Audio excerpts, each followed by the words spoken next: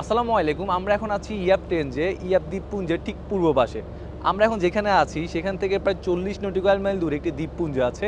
এটার নাম হলো উলিথি অ্যাটল। এই দ্বীপপুঞ্জটি দ্বিতীয় বিশ্বযুদ্ধের সময় আমেরিকার নৌবাহিনী তাদের প্রধান ঘাঁটি হিসেবে ব্যবহার করেছিল। এই দ্বীপপুঞ্জটি সম্পর্কে জানার পরে আমি এতটাই ইন্টারেস্টেড হয়ে পড়েছি, আমার এখন মন চাচ্ছে আমাদের জাহাজের কোর্সকে ডেভিয়েট করে সেই দ্বীপপুঞ্জ থেকে ঘুরে আসতে। যেহেতু এটা পসিবল না, তাই আমি চেষ্টা করবো এই ভিডিওতে আপনাদের উলুথি অ্যাটলের আদ্যোপান্ত জানাতে। আশা করছি এই ভিডিওটি অনেক বেশি ইন্টারেস্টিং হবে। তাহলে চলুন ভিডিওটি শুরু করা যাক।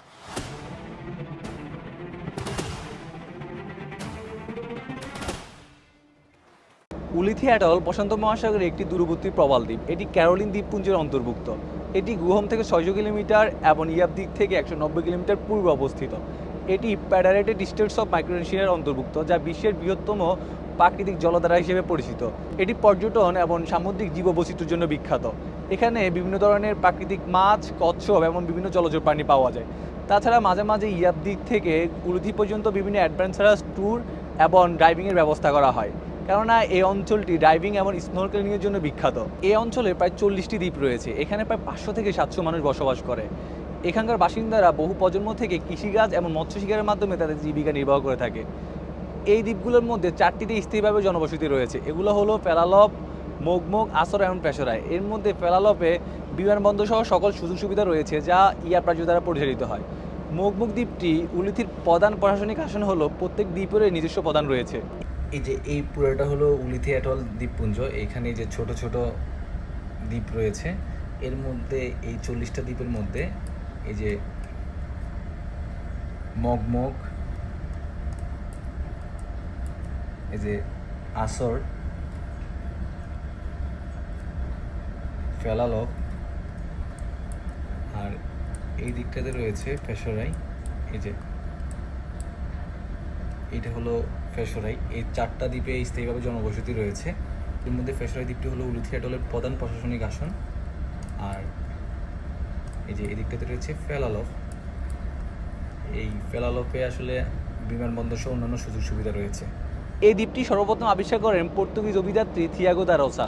তিনি 1525 সালে সর্বপ্রথম এই দ্বীপের সন্ধান পান। পরবর্তীতে 2528 সালে 1 জানুয়ারি স্প্যানিশ অভিযাত্রী আলবোরা দা সাভেন্দ্রা তার ফ্লোরিডা জাহাজে করে এই দ্বীপপুঞ্জে পৌঁছান।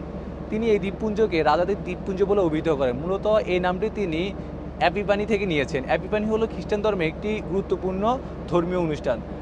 পরবর্তীতে অন্যান্য স্প্যানিশ অভিযাত্রীরা একে চিকপিয়া নামে অভিহিত করে, তবে স্থানীয়দের কাছে এটি উলিথিয়া বা উথিয়া নামে পরিচিত। 1889 সালে ইয়াব এবং উলিথি দ্বীপপুঞ্জে একটি শক্তিশালী ভূমিকম্প আঘাত হানে। তবে বিস্ময়কর বিষয় হলো, এখানকার স্থানীয়রা মনে করেছিল বহিরাগতদের সাথে মেশার কারণে তাদের ঐতিহ্যবাহী আত্মা ক্ষুব্ধ হয়, ফলে এই ভূমিকম্পের সৃষ্টি হয়, যা একটি কুসংস্কার ছিল। পরবর্তীতে 1899 সালে জার্মান স্পেনের কাছ থেকে $4.5 মিলিয়ন বিনিময়ে এই দ্বীপটি কিনে নেয়। জার্মান শাসনামলে এই অঞ্চলের বাসিন্দাদেরকে শ্রমিক এবং সৈন্যপদে নিয়োগ দেওয়া হয়। এমন এখানে বিভিন্ন পুলিশ স্টেশন, পোস্ট অফিস এবং হসপিটাল প্রতিষ্ঠা করা হয়। এই সময়ে জার্মান মিশনারিরা এই অঞ্চলের বাসিন্দাদের ক্যাথলিক ধর্মে রূপান্তরিত করতে চেয়েছিল, তবে এখানকার বাসিন্দাদের প্রথাগত বিশ্বাসের প্রতি অনট আস্থা ছিল বলে তারা সহজে অন্য ধর্মে রূপান্তরিত হতে চায়নি। 1907 সালে ক্যারোলিন দ্বীপপুঞ্জে একটি শক্তিশালী টাইফুন আঘাত হানে। এতে প্রায় 473 জন মানুষ প্রাণ হারায়। এই দুর্যোগে জার্মান ত্রাণ পাঠালেও তাদের প্রশাসনিক দুর্বলতার কারণে জার্মান সমালোচিত হয়েছিল, কেননা তারা প্রাথমিক পর্যায়ে বাসিন্দাদেরকে সরিয়ে নেওয়ার ব্যবস্থা করতে পারেনি। পরবর্তীতে তারা 114 জনকে ইয়াব দ্বীপে সরিয়ে নেয়। দ্বিতীয় বিশ্বযুদ্ধের সময় উলুথি খুবই গুরুত্বপূর্ণ ছিল। যুদ্ধের শুরুতে জাপান এখানে একটি আবহাওয়া এবং রেডিও স্টেশন স্থাপন করে। পরবর্তীতে 1944 সালে তারা এটি পরিত্যাগ করে। এরপর মার্কিন নৌবাহিনী উলুথিকে তাদের প্রধান সামরিক ঘাঁটি হিসেবে ব্যবহার করে, যেখানে প্রতিদিন অসংখ্য জাহাজ এবং সামরিক সরঞ্জাম মেরামত এবং পুনরায় ব্যবহারের জন্য নিয়ে আসতো। 1944 সালে অক্টোবর থেকে 1945 সাল পর্যন্ত এখানে প্রায় 647টি জাহাজ নোঙর করে, যা যুদ্ধের সময় বিশ্বের বৃহত্তম এবং সক্রিয় নোঙরখানায় পরিণত হয়। পরবর্তীতে যুদ্ধের শেষে যখন মার্কিন নৌবাহিনী লেইতে দ্বীপে চলে যায়, তখন এই সামরিক ঘাঁটিটি অচল হয়ে পড়ে। দ্বিতীয় বিশ্বযুদ্ধের সময় এখানে অসংখ্য যুদ্ধজাহাজ ধ্বংস হয়ে যায়। পরবর্তীতে এখান থেকে অসংখ্য যুদ্ধজাহাজের ধ্বংসাবশেষ উদ্ধার করা হয়। উলিথি সাংস্কৃতিকভাবে মাতৃতান্ত্রিক, অর্থাৎ বাসিন্দারা মায়ের পরিচয়ে বড় হয়। সম্পত্তি ভাগাভাগির ক্ষেত্রে মেয়েদেরকে প্রাধান্য দেওয়া হয়, তবে প্রত্যেক বংশে একজন পুরুষ প্রধান থাকে। তাছাড়া গ্রামে গ্রামে ছোট ছোট পরিষদ আছে। এই পরিষদগুলোর মাধ্যমে তারা ছোট ছোট বিরোধ মীমাংসা করে থাকে। এখানকার নারীরা কৃষিকাজ করে এবং পুরুষেরা মৎস্য শিকারের মাধ্যমে তাদের জীবন ধারণ করে। তবে বিস্ময়কর বিষয় হলো, এখানকার ধর্মীয় বিশ্বাস পৌত্তলিক। তারা তাদের আত্মা এবং পূর্বপুরুষের ভূতকে সম্মান করে এবং দৈনন্দিন ছোট বড় অনেক কাজে তারা ম্যাজিকের ব্যবহার করে। তবে 1960 সালের পরে বহিরাগতদের আগমনের ফলে এখানকার অনেক মানুষ খ্রিস্টান ধর্মে রূপান্তরিত হয়। এই অঞ্চলটি গ্রীষ্মমণ্ডলীয় জলবায়ুর অধীনে, অর্থাৎ এখানে উষ্ণ এবং মিষ্টি আবহাওয়া বিরাজ করে, যা মাছ ধরা এবং কৃষিকাজের জন্য বেশ সহায়ক। তবে বর্তমানে বহিরাগতদের আগমন, জলবায়ুর পরিবর্তন এবং জাহাজের ধ্বংসাবশেষের কারণে এখানকার বাসিন্দারা দূষণজনিত সমস্যায় ভুগছে। তবে এই চ্যালেঞ্জ মোকাবেলায় তারা বিজ্ঞানীদের সাথে কাজ করছে।